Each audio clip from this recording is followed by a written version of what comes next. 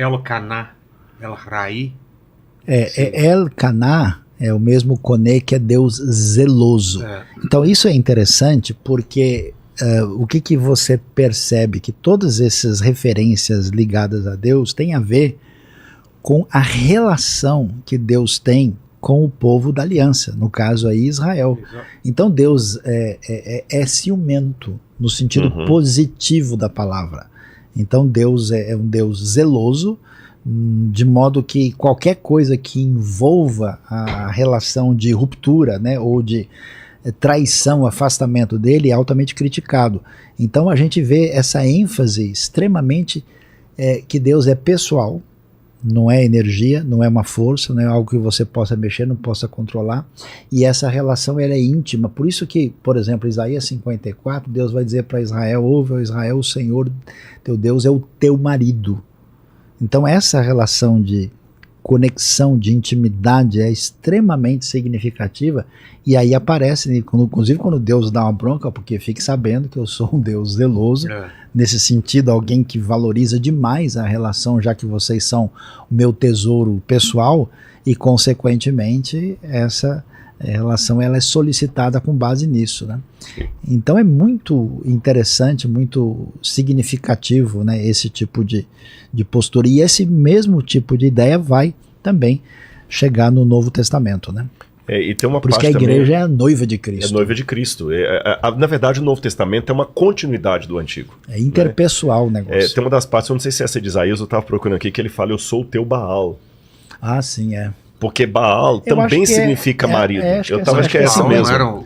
Pois é, isso que é curioso. 54:1. Baal é o nome de uma divindade, é um nome próprio. Mas assim como... significa senhor. Senhor. Né? E senhor também no sentido marido, que a palavra Baal também, ela pode significar marido.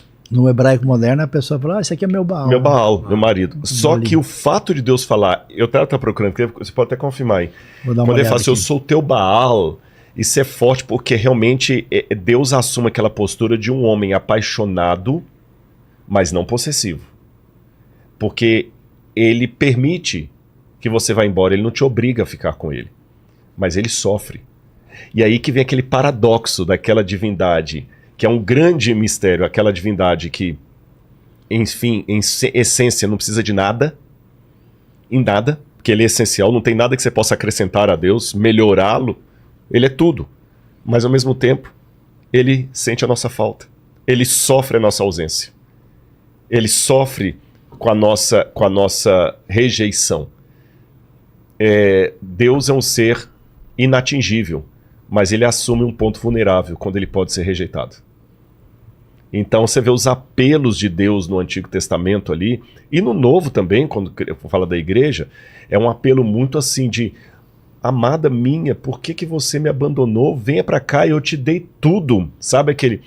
E aí não é só para marido e mulher, pode ser o pai para o filho, aquele pai que o filho tá dando dor de cabeça, tá no mundo das drogas, tá no mundo da delinquência, da promiscuidade, tudo, e o pai: meu filho, ou mesmo a mãe, eu te dei tudo, eu te dei casa, eu te dei amor, por que você está fazendo isso? Você está estragando sua vida. Aquela dor, é essa dor com a qual Deus apela a Israel para voltar, e, traduzindo para o Novo Testamento, na nossa época, ele apela a cada um de nós. É que lendo só assim a tradução em português, às vezes a gente não percebe muito a força quando Deus fala assim: venham, voltem para mim. É um apelo muito veemente. O texto de Isaías 54:1 diz: Mibnei Beulá, os filhos da Baalada, da mulher que tem Baal. Da mulher que tem Baal. Ou seja, marido, a Maria Jeová.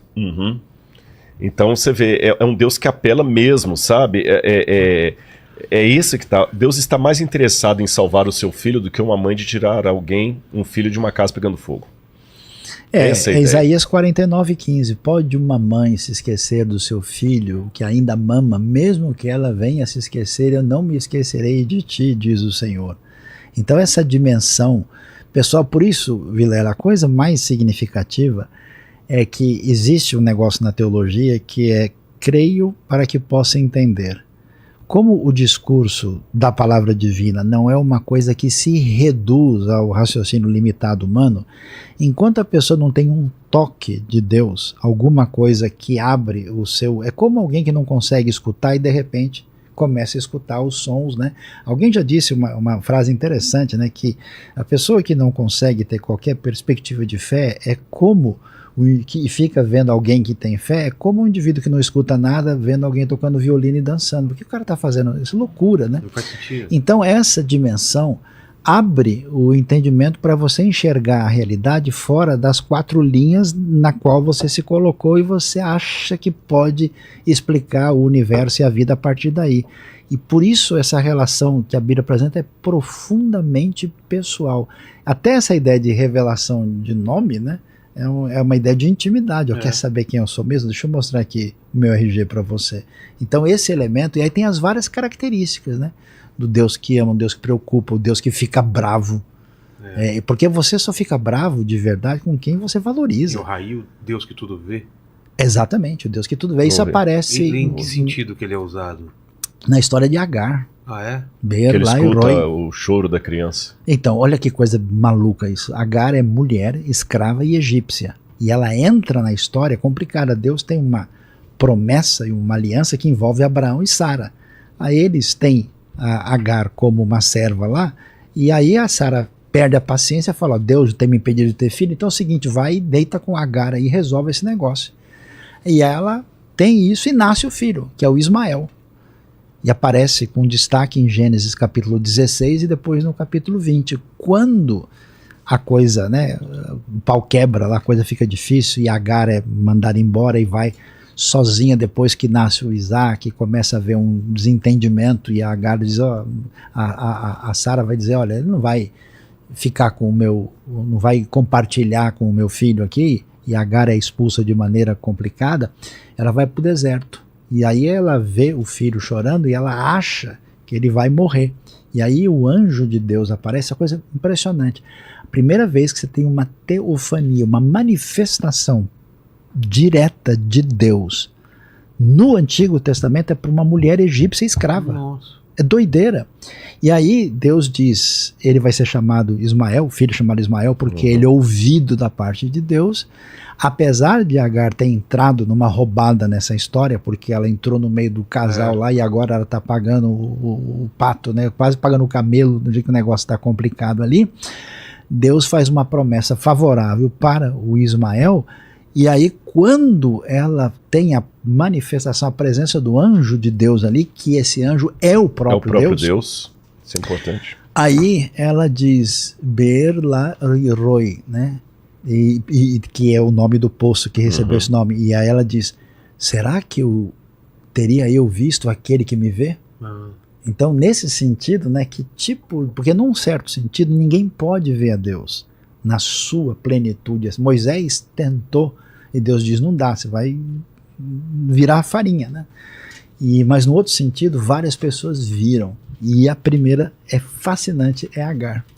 Então assim, você percebe como há uma curiosidade, há uma sinuosidade, há uma artística. Tem um grande estudioso chamado Erich Auerbach, que analisa a literatura antiga, e ele diz, olha, a profundidade do Gênesis, dos escritos bíblicos, é um negócio tão impressionante que não dá para você comparar com nenhuma literatura do mundo antigo, porque ele trabalha as coisas de uma maneira tão entremeada, quando ele diz coisas tão óbvias e simples e diretas, e ao mesmo tempo deixam os espaços para que a sua mente possa interagir de maneira prolífica e significativa na relação com isso. E essa história, ela é show de bola toda a vida, porque você esperaria, alguém que entrou na jogada, prejudicou o casal escolhido por Deus, atrapalhou a promessa divina, tudo que estava lá, com certeza o pau vai quebrar e Deus vai detonar, e a graça divina se manifesta em Gênesis de maneira impressionante. E uma coisa que eu pego aqui até, vou entrar um pouquinho nessa seara sem querer tornar isso o tema do assunto, nessa discussão do livre-arbítrio arminiano, calvino, ninguém nasce rejeitado por Deus. Porque se você for olhar tecnicamente, Ismael era o filho do erro. Ele não era o filho da promessa. O filho da promessa é Isaac.